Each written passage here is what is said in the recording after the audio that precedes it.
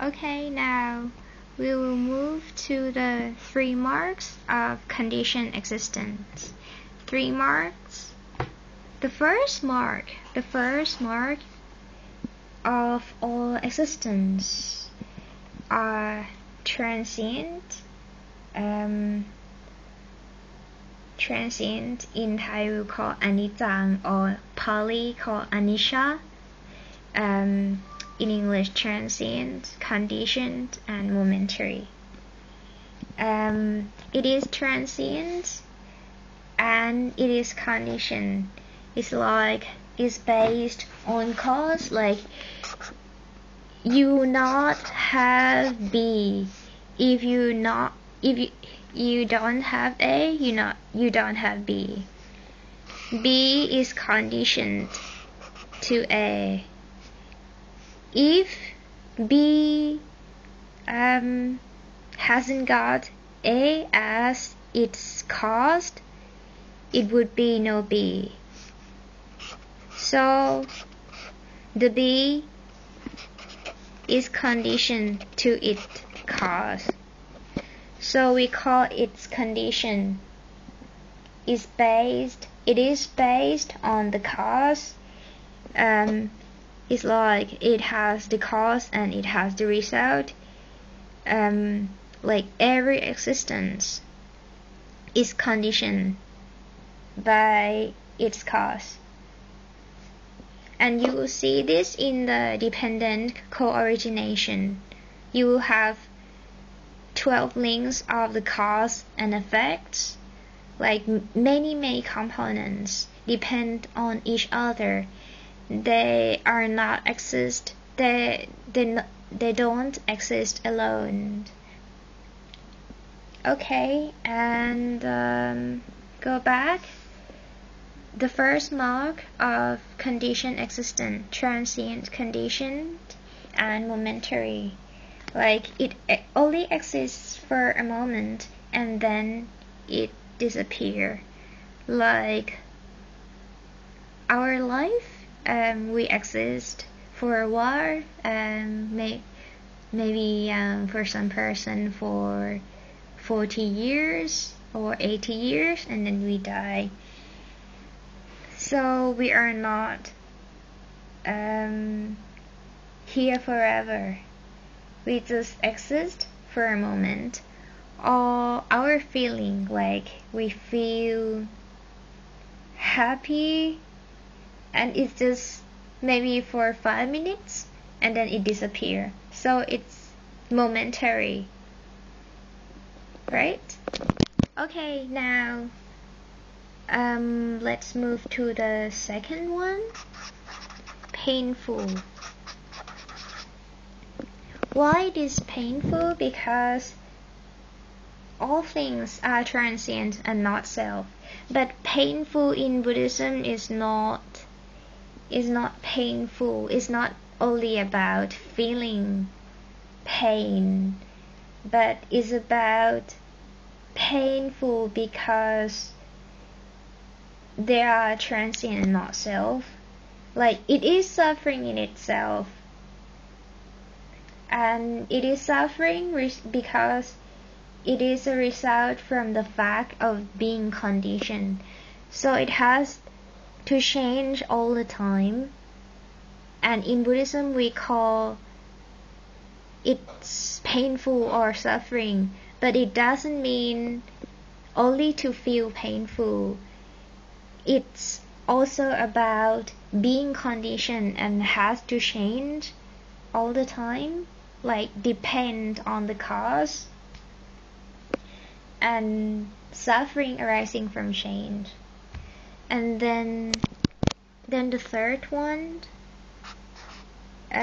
being transient.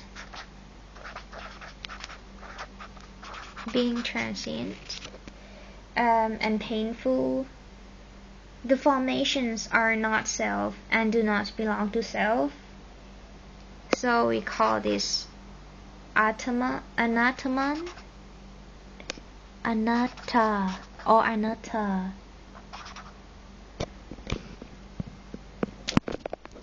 What does it mean? It means that the dharmas or factors of existence or the phenomena are devoid of self-nature, empty.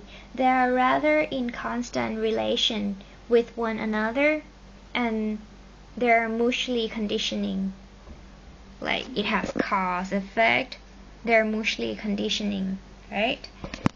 Okay, and if there is no self, what is a human being?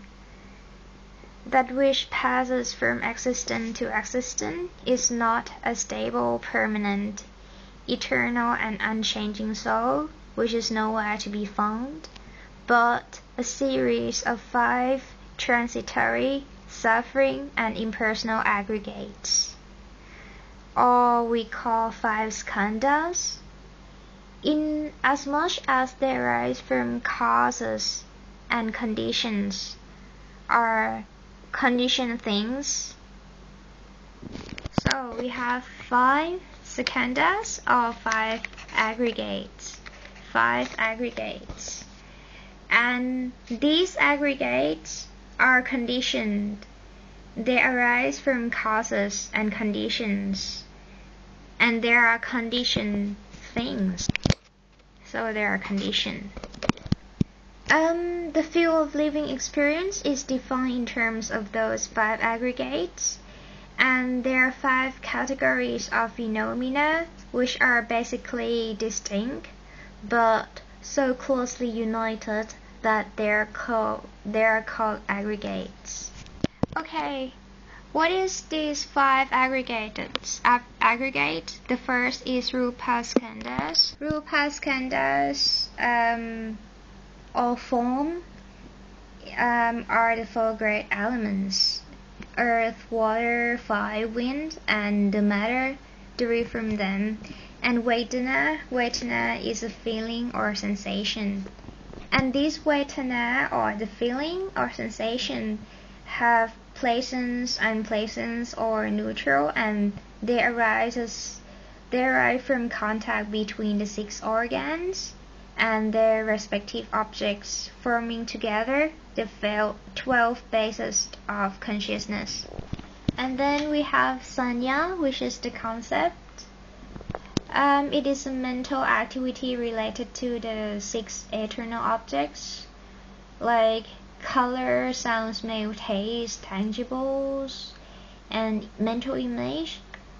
And this is the process that the mind conceptualizes things. And then you have samskara or the volition.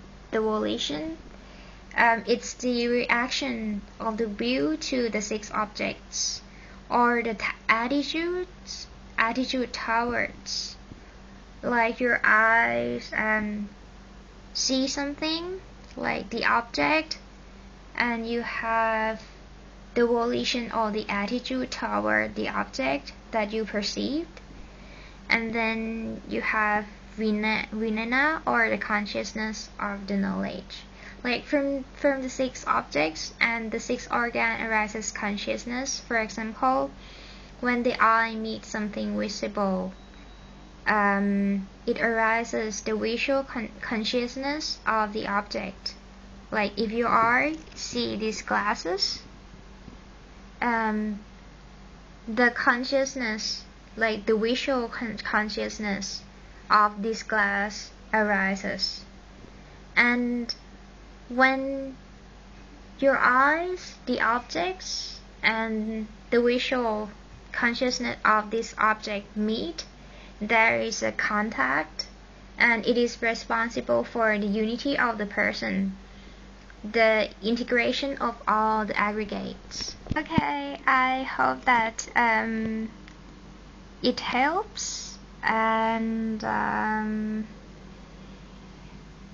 last, I want to say something from Majjhima Nikaya, from the Buddhist text. What is felt is perceived. What is perceived, we are conscious of it. Bye!